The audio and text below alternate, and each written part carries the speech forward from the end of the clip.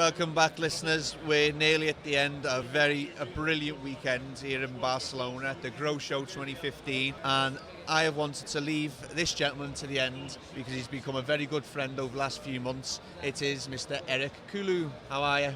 I'm great, thanks, Stephen. If you don't know Eric, he owns Garden Culture magazine, which is one of the finest hydroponic food magazines in the world, and I now have the privilege of writing for Garden Culture. Thank you, Eric. Oh, thank you. How have you been? Oh, really well. Enjoying the show. It's been very, very busy. Now, Eric is from Canada, and he loves to start our phone conversations with telling me about his exciting skiing trips, rubbing it in that he's been down the slopes with his family. So you need to stop doing that, Eric. Winter's over, that'll be fishing stories next. We've got the new magazine out. If you haven't read it, it's a fine magazine. I think one of the best articles I've ever read is on page 22. Who wrote that article? Some guy from Liverpool. You wrote it, Stephen, you wrote it. That was on page 22 for everybody. No, I'm just messing. Yes. It was my introduction to writing. It was an opinion piece on to grow or to cultivate, and it was my first piece for Garden Culture. How do you think it went? I loved it, and even when we were first talking about it, it was an article, although you wrote it for the UK, from my experience in Canada and the US, and I've been doing this for about 14 years, it translates to all the markets. You called it the grower, the cultivator, or someone who really, really knows what they're doing and studies gardening, perhaps has studied gardening, understands the plant, understands the environment. And you do have other sort of gardeners who put a seed in the soil and buy a light and hope that everything goes well, and maybe doesn't know so much about gardening. All it was an opinion piece, and I just wanted people to ask themselves a question. I didn't want them to go around telling everybody, I'm a grower, I'm a cultivator. It's just to make you start thinking, well, am I that grower that wants to save on cheap, shitty equipment and not get great results, or do I really want the best out of what I do? And hopefully it inspired a few people to start thinking about what they do. Yeah, no, absolutely. That and knowledge, right? I mean, we always say to people, indoor gardening, you're Mother Nature, and you control every single element of that plant's life. So if you screwed up, then you're screwing up that plant. So that's how it works. When did Garden Culture first come to the arena? How long's it been going for? I think the very first one, about 2.5 years, it was a Dutch magazine where one of my Jair from Gavita, who started the magazine originally, was enamored with Urban Garden magazine at the time and had asked them to make him a Dutch one, and then it just didn't happen, so Jair, being Jair, went ahead and made it happen. So we started with the Dutch magazine, which is no more, and then I got involved about 2 years ago to do North America, and then I started doing the UK also, and now I do it all. Excellent. It's a brilliant magazine. You just really need to have a flick through it, because in every article, every magazine, there's just something different. It's not the same over and over again. It's all about food production, and this latest one has got GMO controversy, genetically modified organisms. You wrote the article, didn't you? It was on the GMO, was it? No. Who was it? It was Tammy. It was our editor. Yeah. And then we have Amber Fields, another one who does a lot of our political style writing. So the GMO article was written by Tammy. Fantastic article, and it just gives you a little bit of an insight. It helps you if you listen to conversations, you hear people mentioning Monsanto and GMO, and you're not really having any idea what's going on in the conversation. This gives you a great introduction to what it's all about, and gives you real factual. It's just great articles. Yeah, it is really what the magazine, or one of the things the magazine is most about, is teaching people how to grow, obviously, so it's full of that, but it's about also teaching them about how the system, or the food system, which is run ultimately by our governments, has failed. And you don't have to look far to see that people are sick and people are not healthy in so many different ways. And I think most of it, especially in North America, but UK also, it's the food. People just don't know what to eat, how to eat. They're so lost from their ancestors, from gardening, that everyone used to garden. Now everyone goes to the supermarket, so that bugs me, and that's kind of one of the reasons I did the magazine. So we talk about GMOs in every edition. Yeah. I want to let people know what the big companies are doing, and so that hopefully will make them mad, so they'll grow stuff at home. That's the mission. What America does really well, and what you demonstrate in the magazine really well, is how enthusiastic and passionate a lot of American growers are about just producing their own food, whether it's urban growers on top of roofs doing aquaponics, or whether it's down in the basement doing just a mini system just to try and get themselves some herb. It's something that we want to try and replicate in the UK, because I just think people are put off by, when you mention hydroponics, they think it's all science, and they probably try and put science and chemicals and it's unnatural, but hydroponics really is the future, in my opinion. There's other stigmas you didn't mention that get grouped in with hydroponics all the time, which is something the magazine's trying to do. That hydroponics is not just for grow rooms in your basement, although that it is what it is. But yeah, the whole idea of growing your own food is one about taking care of yourself and self-sustainability and not trusting basically the government to say what's healthy when they're really looking out for money. And well, everybody in the UK, I'm sure you heard about the horse meat scandal. I have. Putting horse meat into beef burgers now. Delicious. I am of the opinion that there's nothing wrong with horse meat. People aren't, you can't have horse meat in your food. Well, it's an animal, and people say they're cute and cuddly, so they shouldn't be food. Well, a cow's an animal. If you're willing to eat meat and eat beef, you shouldn't be put off by eating horse. I think the problem was that people didn't know that there was horse in the food and there was trace elements.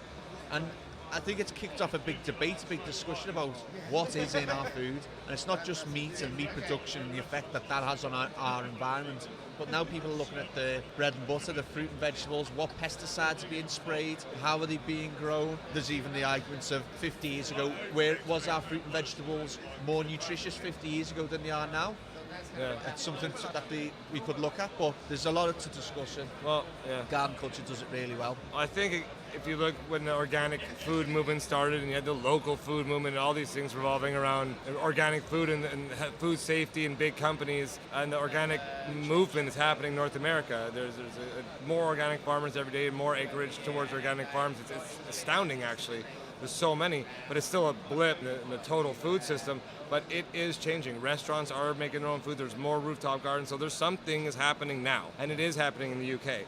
We do look at and try to find in the little section who's growing what where. Yeah. So it just looks at, we try to find UK ones and American for American and whatnot. But yeah, like what people are doing cool stuff. We had a guy in Ireland who's growing, I don't know, I think it was 1,000 varieties. Every variety of potato known ever, this guy had on a rooftop. It's in one of the past magazines. Brilliant. And yeah, it's got in Ireland. And it was all different. It was funded from some old project. He's going to have to take it down soon, but there's a lot of really interesting food. The Edible Garden Show, which is going on in the UK. That's happening right now. Yeah, right now. And so there's a lot of stuff. It's happening now. So, and there's a reason why it's happening. It's because people are starting to get more information about how the food system is controlled by people who have money interests, Yeah, so don't leave it for 10 years and wait for everybody else to start growing hydroponically. Have a look at what you can do. It doesn't have to be massive. It could be 4 AutoPots, which costs nothing on electricity. Lettuce. It could be a couple of CFLs. Exactly. Start growing your own lettuce. What do you eat a lot of? Do you use a lot of mint, oregano, thyme, basil? Whatever you eat a lot of, try growing it, because there's plenty of people that'll help you. Yeah, and it's easy. Yeah, it is easy. Stupidly easy. And it's great as well. Everybody that obviously, hopefully comes through when we're speaking to you about the passion that we've all got for it. And I assure you, once you start growing and seeing what you can do, you'll get that passion as well. It's a little bug, isn't it? You get bit by the bug. It's so addictive. We did the band Korn, the rock band Korn. We built an indoor garden for them. And to see, these are hard rocker dudes, and they came down after we built it, and they're all like, wow, and like kids. Now they're into their gardens. And then we did another one called Doing Time in the Garden, where a friend of mine had to go to prison for one reason or another, and he knew a lot about gardening, and he went to the warden and said, hey, let me do this garden. And 18 months later when he left, he had grown literally thousands of pounds of food. Not a little bit, thousands of pounds. The warden said, the first prisoner I've ever said, I'm sorry to see you go, man. If I could give you a job, I would tomorrow. I'm sure it made a massive difference to that prison as well. It meant something to the guys who grew the food, the prisoners who grew that food. It changed those men. And gardening changes people. Anybody. It's a very addictive hobby. Whether it's trying to get it implemented into schools or put into prisons, it makes a difference in everybody's lives. And gardening is fun. Should be in the curriculum. Should be in all schools. And in the UK, I say this all the time, if everyone knew what I knew about indoor gardening, I think everyone would just go and get stuff, because they wait for spring. All the people in the UK who love gardening, millions, wait for spring. You don't have to wait for spring. Go to a grocery store and put spring in your basement. It's really easy. Yeah, which has always been the... We've just grown quinoa and beetroots indoors in November, December, January, the coldest period in UK. We just finished our February in Quebec was the coldest February in recorded history. It was like minus 27 Celsius on many mornings. So I was skiing, the Ori was cold. And my tomatoes are amazing. I joke, I say I have more kale than any family of four could ever consume, ever. Well, yeah, I love to go on about our cold weather, but whenever I'm on the phone or talking with Eric, I can never ever mention cold weather because what was the coldest temperature you've had in February? -40. -40. That's ridiculous. But every morning colder than -20. Every morning. Every morning. That's heavy. No, Get we're used to it. We're in Barcelona complaining because it's not roasting. Eric's like, wow, get the suntan. Yeah, when you guys told me it's cold in Liverpool, I'm like, yeah, whatever. No, it's not. No, it's not. But yeah, it's raining. It's cold. But either way, it doesn't matter what the weather is. Yeah, you can grow in your whatever room. Indoors. Anywhere. That's what I'm trying to get across to people. Any little people that don't have space, I'm like, yes, you have space. I have a garden on my wall. Yeah. Right? There's vertical gardens you can just stick on your wall, and you can grow tons of herbs. Basil plants as big as you. If you want to see these basil plants that Eric grows on the Garden Culture website, which is www.gardenculture.net. Yeah. And we'll also have soon the gardenculturemagazine.com, and we'll be launching our new website any week. It's finished. Yeah. I got to get it up live soon, and it'll be about 250 or so blogs that have never been in our magazines, all original, written by us. Well, we're going to have to give an NPK warning because if you do go onto the Garden Culture website, you're probably going to get it clear the rest of your diary because it's very easy to get immersed into the website, get a bit lost in there, and before you know it, 6 hours have passed by and you're all sorts of full of this knowledge, but it's a great website. That's what I hope. What's the future hold for Garden Culture? What's coming next? Well, this is our edition 7 just came out, so it's been out only about 2 weeks in the UK. We'll have our next one out for the Coventry show in Coventry, UK. That'll be the last weekend in May, and if you have no plans, you should go visit that show. Definitely. So we'll be covering the show and having some fun there and talking more, and then I've done a survey of over 100 shops in the UK, and I'll be posting the statistics of the shops, what's their favorite everything, which I think will be a really awesome addition. Definitely.